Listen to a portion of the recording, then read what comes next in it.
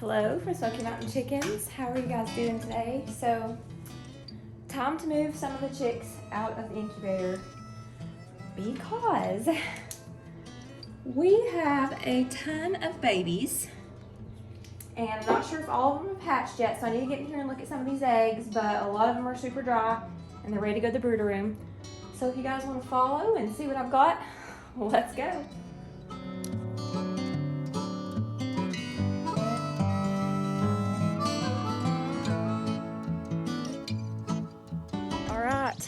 This is the verdict, and it is a bunch of chicks. I think I needed a bigger bowl. But I have 3 eggs left that have not hatched so far. Looks like 2 of them are working on it, so I haven't looked at the other one really well.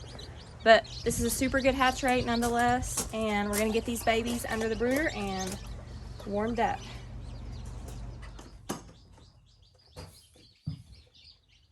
All right, let's see what we have in here.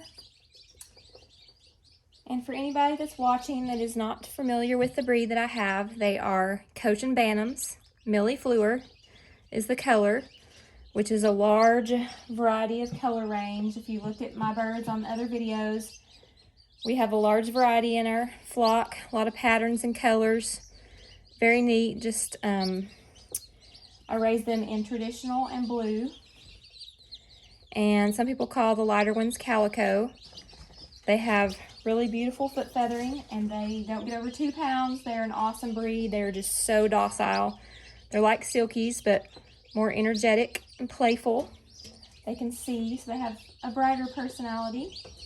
I just love this breed. They're just so awesome. They're awesome with kids and small spaces. They just do so good. Where are you going? And some of them will be frizzle. And here's another egg comparison, little chick, big chick. And this one come from a large egg, and this one come from a smaller egg. But they all are healthy. Cute little patterns on the back of the down.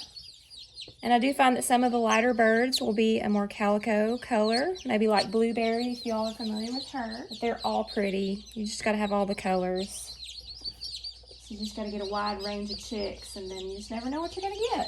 A red one. I don't know if you can see that on the camera. Well, that one's pretty. So I have another brooder over there, and if they don't all fit under this one, we may move some next door for some extra space. A lot of y'all in here. My goodness.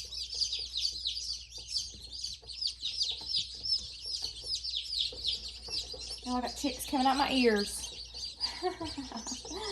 Oh, goodness.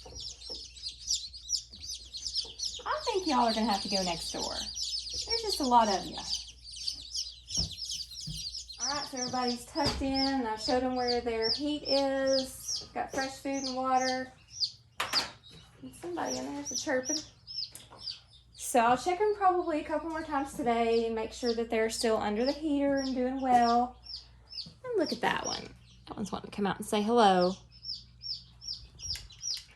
All right, I'm gonna head to my nursery coop and we're gonna see what all those mamas and babies are doing in there. So if you guys wanna see it, let's go. All right, we've got a mixture of things going on in here. And so we've got a mixture of things going on in here. We've got some mamas with their babies, mamas that are co-parenting, and then some broody hens. So just all kinds of different dynamics. And they're growing. Look at pine cones. They're getting so big. Then we've got the smaller ones, and that's Miss Flora's babies. A little broody mama. I'm not sure she's so broody though. She might be wanting to go back to the big coop.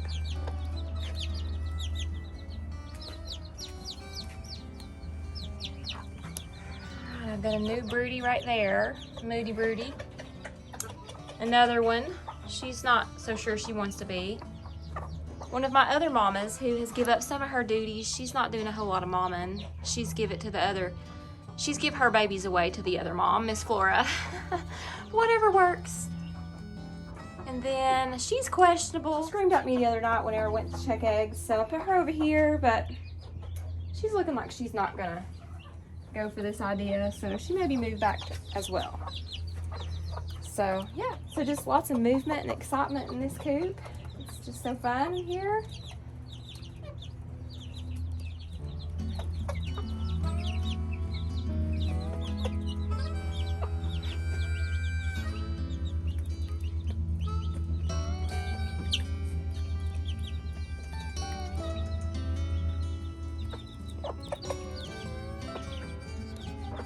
Alright, so I'm gonna check the big coop because I've not checked the eggs today, so I'm sure I have some. And I really need something to put them in. I really need a basket. Put it in the food dish. Whatever works, right? And it is warming up here today. I have got to open the windows in here because you girls are probably warm, and I don't know why everybody is hanging out in here, but maybe they're taking a nap or who knows what. Oh, we've got some girls in the nesting box. I see Blueberry in there. Why didn't y'all open up the windows? Whose job is that? Yes, a much nicer breeze with the windows open.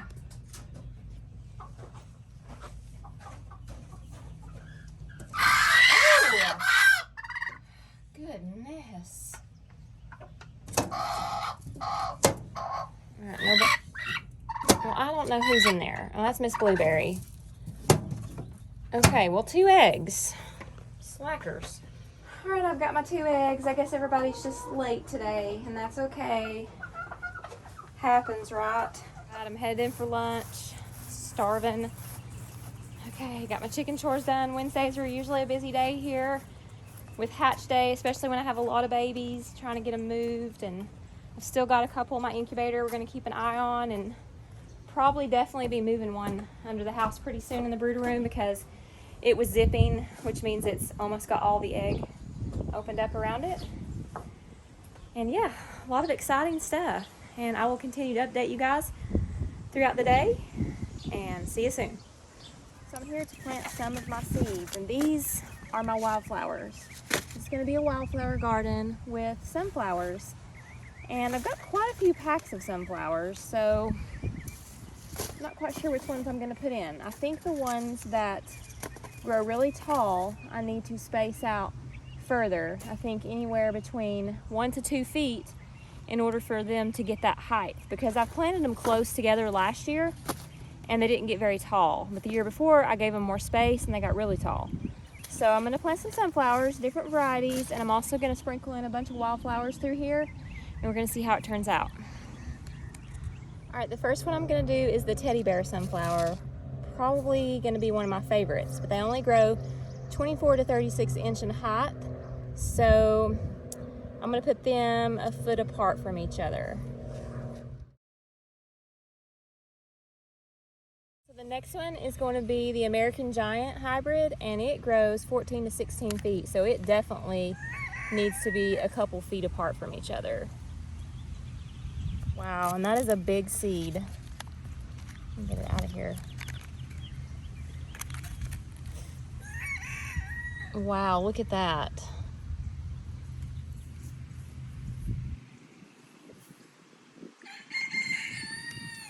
All right, so I'm gonna do some evening sun mixed colors. I've done these before. I even had some that had almost black looking colored sunflowers, which were so beautiful. So these are like 7 feet tall. All right, we're gonna try those. All right, so another one, Pike's Peak, and this one gets 15 feet high as well. So that one will probably have to be 12 to 18 inches apart. Here's another one called Mammoth Russian, and this one is 10 feet in height. So I'm gonna give that one a go.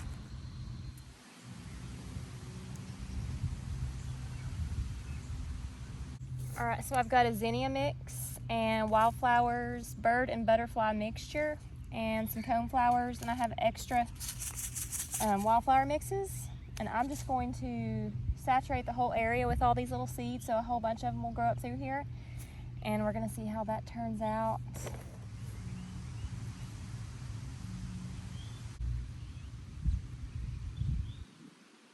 Okay, so one of my customers came and gave me some dried flower heads. So I'm going to sprinkle some of these seeds out over here to kind of fill in. I had several of the wildflower packages, but I kind of want to fill it in really full. And then I have my sunflowers just spaced out evenly. So experimental, we're going to see how it does. So for these dried flowers, you just want to pull out the centers of them and get all the dried seeds out of there.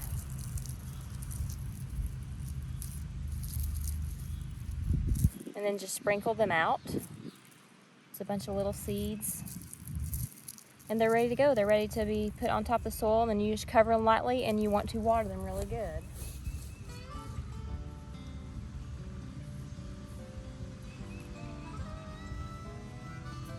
Now you want to soak them. Okay, so now you want to soak them really good, so that seed will get really wet in there and be able to open up. You want to keep these really good and wet. And I've even heard you can put like straw on top of them, cover them up, keep the moisture in. I do have some down there. So I may do that. So I can't wait for them to start coming out. It's really pretty. And I'll keep you guys updated on them and the progress of them. And I'm sure you'll see them when I'm out here in my chicken yard and video. And the chickens will have a pretty view of the flowers. Hopefully they're far enough out where they can't eat them. We don't want that going on.